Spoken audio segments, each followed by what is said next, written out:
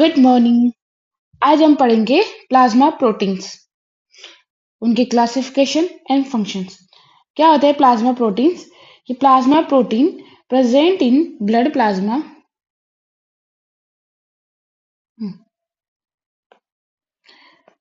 Blood plasma में present होते हैं। कहाँ पे मेनली सिंथेसिस होते हैं? लीवर में। और इनकी नॉर्मल कॉन्सेंट्रेशन कितनी होती है? 6 से 8 ग्राम पर डेसीलीटर। ठीक है। अब हमने 3 टाइप के देखे थे। तो जब पहले ही क्लासिफिकेशन क्या था ना कि प्लाज्मा कितना होता है 55%, फॉर्म्ड एलिमेंट मतलब कितने सेल्स होती है वो 45%। तो उसमें प्रोटीन कितना था? प्रोटीन के टाइप्स कितने थे? 3। एल्ब्यूमिन, ग्लोबुलिन्स और फाइब्रिनोजेंस। क्या होते हैं? एल्ब्यूमिन होता है, ग्लोबुलिन्स होता है और फाइब्रिनोजेंस होते हैं। एल्ब्यूमिन का काम क्या होता है? ऑस्मोटिक बैलेंस को मेंटेन करना।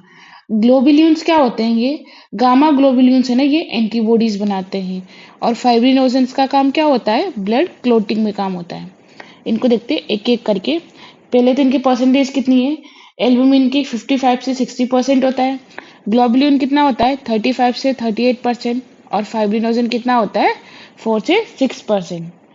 इनका अगर डेसीलीटर में देखें तो 3.5 से 5.5, 2.5 से 3.5 और 200 से 400 मिलीग्राम पर डेसीलीटर। वेट देखें तो सबसे कम एल्ब्यूमिन का वेट होता है, ग्लोबुलिन का हायर देन एल्ब्यूमिन, और सबसे ज़्यादा वेट किसका होता है? मोलिकुलर वेट फाइब्रिनोजिन का होता है। कहाँ पर सिंथेसिस होते हैं भाई? जो एल्ब्यूमिन है वो कहाँ पर होता है? लीवर में। उसके बाद ग्लोबुलिन्स अल्फा और बीटा होते हैं वो तो लीवर में। और जो गामा आपने देखा था ना, कि हमने देखा था कि जो बी सेल्स रहती है, ये बी सेल्स ही क्या हो जाती है? प्लाज्मा सेल्स में कन्वर्ट हो जाती है। किसमें? प्लाज्मा सेल्स में। और ये प्लाज्मा सेल्स फिर क्या बनाती है? एंटीबॉडीज का फॉर्मेशन करती है। तभी तो। और एंटीबॉडी का फॉर्मेशन करके कहाँ पे छोड़ देगी? ये ब्लड में छोड़ देगी। इसीलिए बी सेल्स वाली कौन सी इम्यूनिटी थी? Humoral immunity. जबकि टी सेल है ना खुद ही मारती है, इसीलिए ये कौन सी इम्यूनिटी देती है? Cell mediated immunity. तो यहाँ पर globulin alpha beta gamma type होता है। तो अल्फा और बीटा जो रहते हैं वो तो लीवर सिंथेसिस करता है, और गामा जो रहता है वो कौन सिंथेसिस करता है? Plasma cells. फाइब्रिनोजन भी कहाँ से सिक्रेट होगा भाई? लीवर से होता है। ठीक है। इलेक्ट्रोफोरेटिक मोबिलिटी मीन्स इलेक्ट्रोफोरेसिस अपन ने 11 में पढ़ा था। क्या होती है? एक प्रोसेस, एक मशीन होती है जिसमें पॉजिटिव और नेगेटिव चार्ज होता है। फिर वहां पर है ना सैंपल को रन करते हैं। जैसे यहाँ पर एक सैंपल रख दिया, इस सैंपल को रन किया। अगर वो यहाँ से रखते हैं, अगर वो सैंपल पॉजिटिव होगा तो इधर और नेगेटिव होगा तो इधर, मतलब इसे मूव करेगा। तो इलेक्ट्रोफोरेटिक मोबिलिटीज में एल्ब्यूमिन की सबसे ज्यादा होती है, लेस देन एल्ब्यूमिन ग्लोबुलिन की रहती है, और फाइब्रिनोजन की सबसे कम होती है। मतलब इसमें ये इसीलिए तो ये वाटर इलेक्ट्रोलाइट बैलेंस के लिए काम आता है। ये क्या करता है? इसका मेजर फंक्शन इसका है मेंटेन। कौन सा फंक्शन है इसका? Oncotic pressure. ओंकोटिक प्रेशर को क्या करता है? ये मेंटेन करता है। मतलब ऑस्मोटिक प्रेशर को ये मेंटेन करता है। ब्लड ऑस्मोटिक प्रेशर रहता है ना, जैसे कि बाहर से कितना पानी आएगा, है ना। एल्बुमिन क्या करता है कि जैसे हमारी ये ब्लड कैपिलरीज है या आर्टरीज, वेन्स कोई भी हो, तो इसके अंदर है ना भाई कितना पानी आएगा, है ना। जो ब्लड का है यहाँ पर हाइड्रोस्टेटिक प्रेशर को, अगर मान लो यहाँ पे वाटर की कमी होगी तो वाटर को अंदर लेके आ जाएगा ऑस्मोटिक प्रेशर, और ज्यादा होगी तो क्या होता है कि इसको बाहर कर देगा। और जब वाटर है ना बाहर ज्यादा टिश्यू में ज्यादा चला जाएगा तो क्या हो जाएगा? स्वेलिंग हो जाएगी। स्वेलिंग कैसे होती है?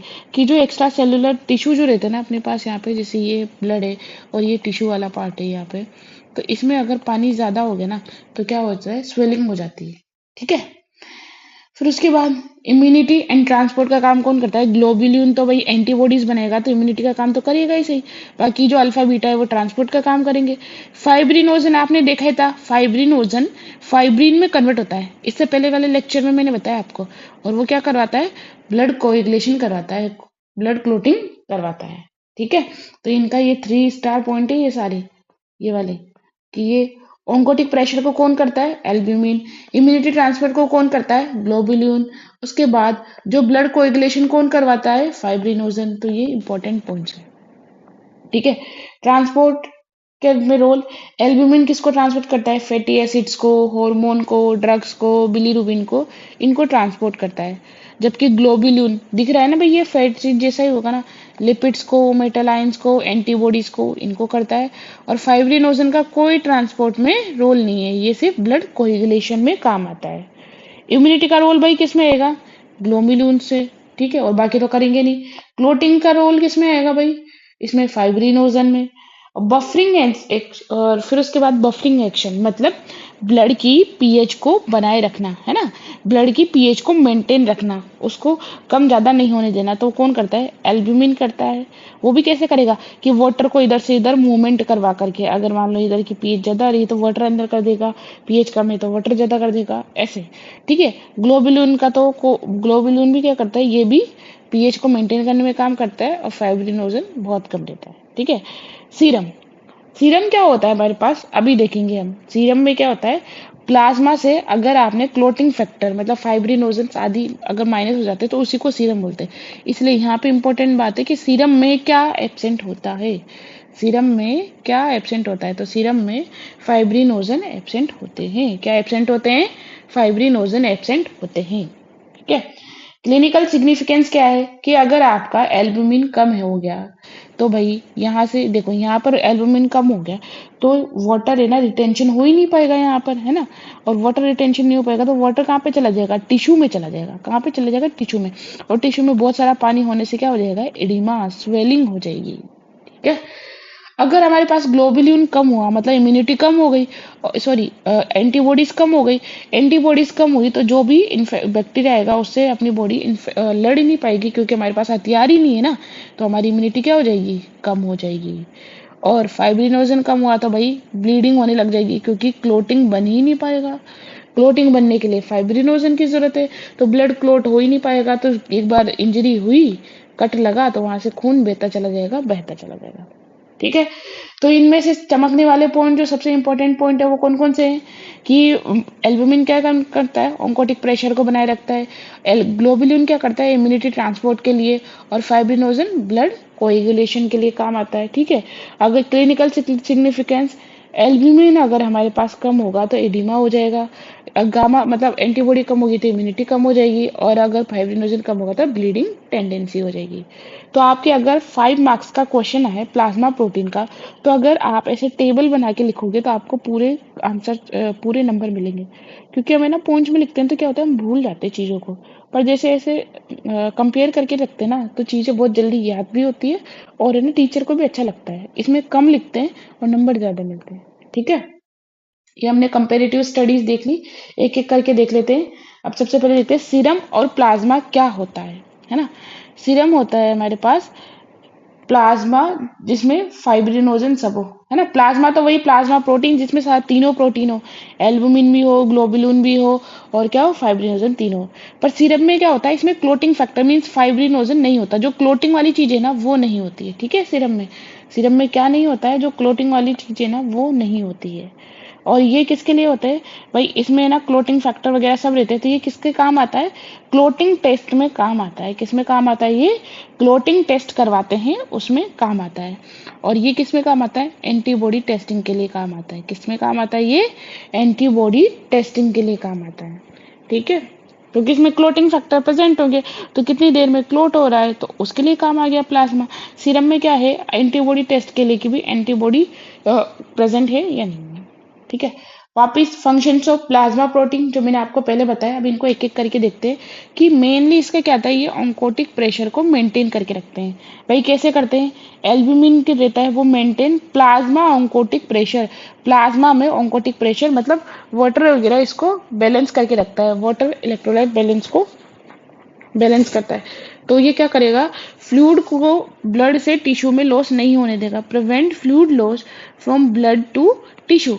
ब्लड से एक्स्ट्रा सेलुलर उसमें रहता है, जैसे ये ब्लड है और ये टिश्यू वाला पार्ट है ना, तो यहाँ पर वाटर को रिटेन करके रखता है, इससे बाहर नहीं जाने देता, ठीक है। इससे बाहर नहीं जा देता, तो इससे कोई इडिमा नहीं होता है।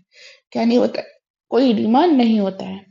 फाइब्रिनोजन ब्लड कोएगुलेशन में कौन काम करता है? फाइब्रिनोजन। कैसे काम करता है? फाइब्रिन में कन्वर्ट हो जाएगा।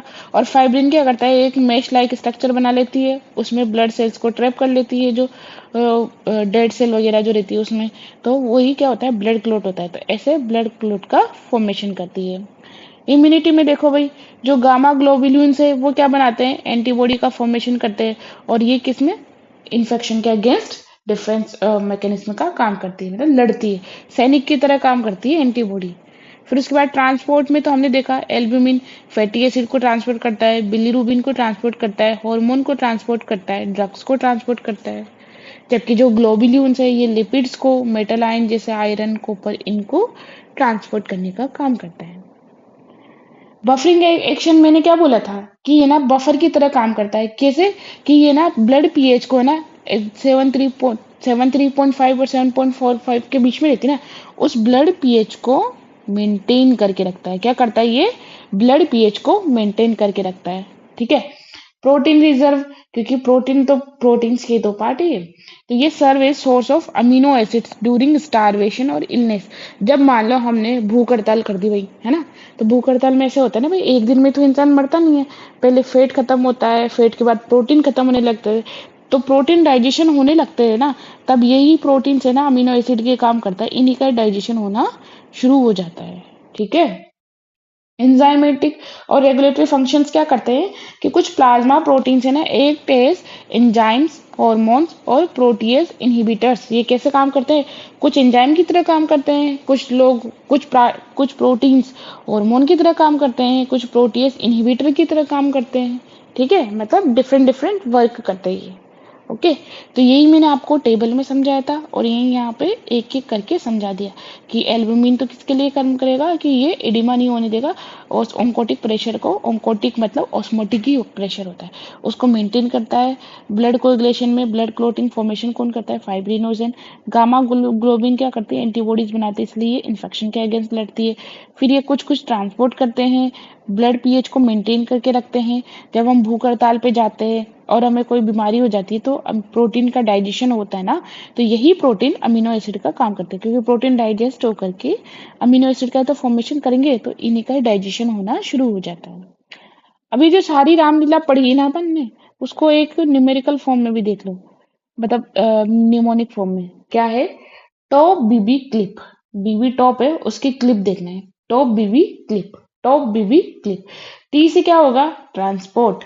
ओ से क्या होगा, ओंकोटिक प्रेशर, है ना। फिर उसके बाद पी से क्या होगा, प्रोटीन के रिजर्व की तरह काम करते हैं। बी से ब्लड क्लोटिंग, बी से बफरिंग एक्शन, सी से कॉम्प्लीमेंट सिस्टम, एल से लिपिड ट्रांसपोर्ट का काम करेगी, आई से इम्यूनिटी, और पी से प्रोटीएस इनहिबिटर्स। जो अपन ने सारे पढ़ा ना, वो सारे एक इसमें आ जाएगा, टॉप बीबी क्लिप, टॉप बीबी क्लिप, इसको याद करना। फिर वो टेबल में उसको फिट बिठाना, ये सारे को टेबल में फिट बिठाना, और बस वो टेबल याद कर लेना, और जैसे आपने ये टेबल लिखी, आपको फुल में से फुल मार्क्स मिलेंगे। ठीक है, फुल में से फुल मार्क्स मिलेंगे। आ गई समझ में बात। ठीक है। तो इतना हार्ड नहीं है ना। देखो मॉडर्न आपको क्या लगती है, हार्ड लगती है, पर उसको समझते हैं ना तो बहुत सीधी सी इजी हो जाती है, बस समझ के याद करना है। ठीक है। ओके।